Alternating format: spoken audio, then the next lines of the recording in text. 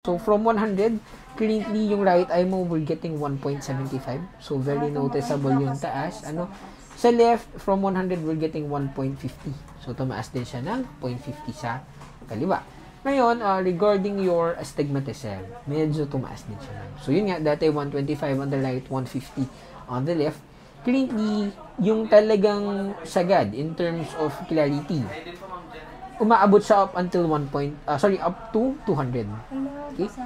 Pero in terms of comfort, hindi kaya. Okay? So from 200, nag-tone down muna tayo.